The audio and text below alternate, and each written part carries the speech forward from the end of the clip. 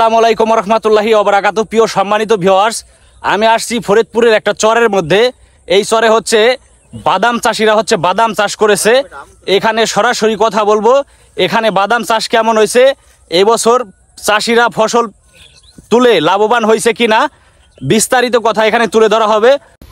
প্রিয় সম্মানিত ভিউয়ার্স, দেখতে পাচ্ছেন এখানে হচ্ছে চাষিরা হচ্ছে বাদাম গাছ তুলতেছে। আপনারা যারা বাদাম কিনে খান শহর থেকে, সেই বাদাম আসলে চাষিরা রোপণ করে। সেই বাদাম এইখান থেকে এই বাদাম শুকিয়ে রোদে শুকিয়ে ওনরা স্থানীয় হাটে বাজারে বিক্রি করে।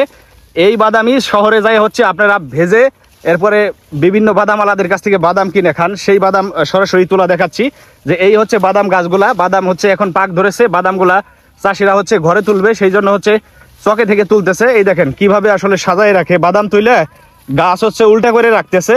এই ব্যাপারে বিস্তারিত কথা বলা হবে, গাছ উল্টা করে রাখা হয় কেন, বিস্তারিত জানা হবে চাষিদের কাছ থেকে। দেখেন গাছ উল্টা করে হচ্ছে এই যে এইভাবে গাছগুলা কাটতেছে, মানে গোড়ার অংশ রাইখা দিতেছে বাদামের অংশ, আর হচ্ছে মাথার অংশ হচ্ছে পাতা থাইকা যাইতেছে, তাই না?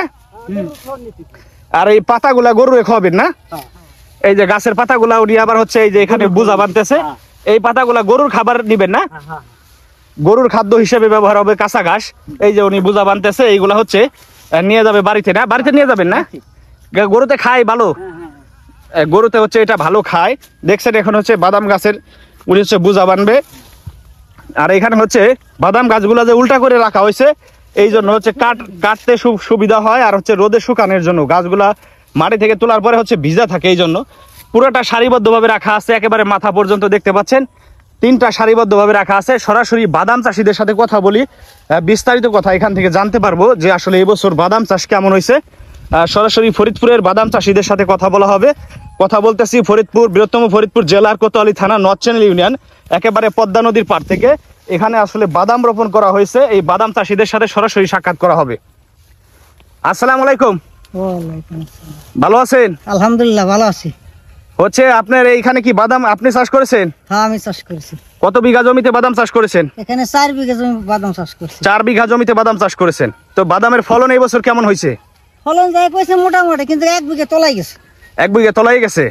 প্রিয় ভিউয়ার্স, কিছুদিন আগে জানেন আপনারা হচ্ছে জোয়ারের পানি আসছিল নদীতে, পদ্মা নদীতে। সেই জোয়ারের পানিতে কৃষকের হচ্ছে ওনার হচ্ছে 1 বিঘা জমি বাদাম পানির নিচে চলে গেছে। এরকম অনেক চাষিরই তো গেছে, অনেকই গেছে। বৃহত্তম ফরিদপুর জেলার নর্থ চ্যানেল ইউনিয়ন, এখান থেকে সরাসরি কথা বলতেছি কোতোয়ালি থানার। এখানে সরাসরি বাদাম চাষিদের সাথে কথা বলা হচ্ছে।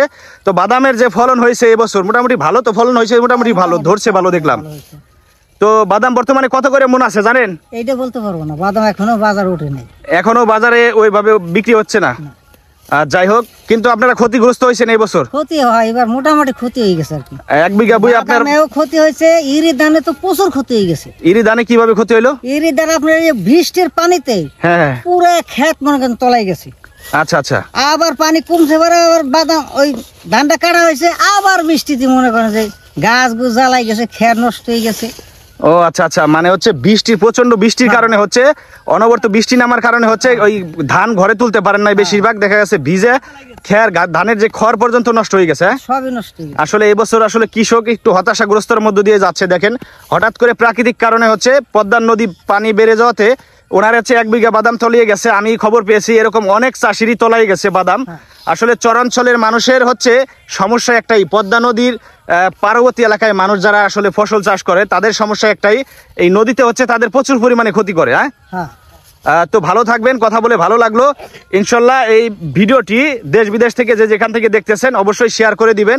আমাদের ফরিদপুরের চাষিদের খোঁজ খবর নিতে এবং হচ্ছে ফরিদপুরের চাষিরা যাতে ভালো থাকে সেই স্বার্থে আপনারা ভিডিওটি শেয়ার করে হচ্ছে দেশ বিদেশ থেকে মানুষকে দেখার সুযোগ করে দিবেন। এবং বাংলাদেশ সরকারের নজরে যাতে আসে যে এখানকার চাষিরা হচ্ছে চাষাবাদ করে আসলে লাভবান হতে পারতেছে না, কোনো না কোনোভাবে তারা ক্ষতিগ্রস্ত হইতেছে। এটা আসলে যদি সরকার জানে, সরকার যদি আমলে নিয়ে তাদের একটু আর্থিক সহযোগিতা করে, তাহলে এই মানুষগুলোর জন্য খুবই উপকার হবে, তাই না?